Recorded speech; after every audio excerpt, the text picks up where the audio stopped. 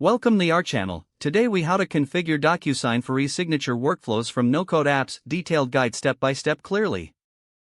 To configure DocuSign for e-signature workflows using no-code apps, begin by creating a DocuSign account. Log into your DocuSign account using your credentials. Navigate to the Admin tab located in the dashboard menu. In the Admin settings, locate the API and Keys section. Click on API and Keys to generate an integration key.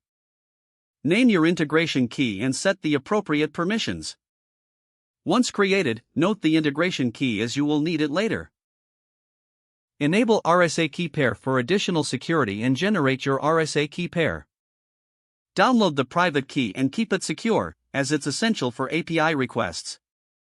Next, head to your no-code platform, such as Zapier or Integromat. Create a new workflow or scenario based on your needs. Select DocuSign as your app in the trigger or action step.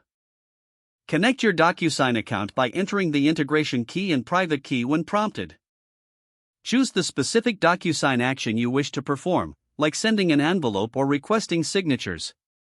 Map the required fields such as recipient information and document details.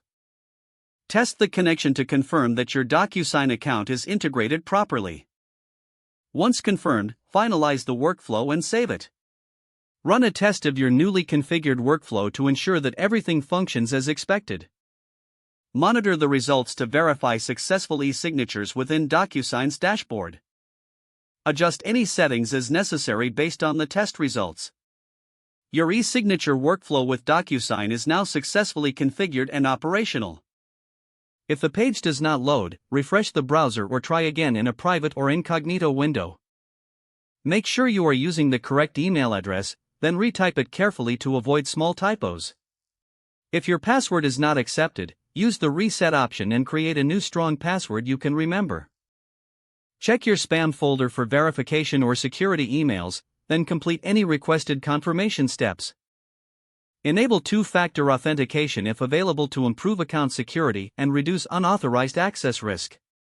After signing in, review your profile details so your contact information and settings are accurate and current. If you see an error message, note it down and try again after restarting your device and internet connection.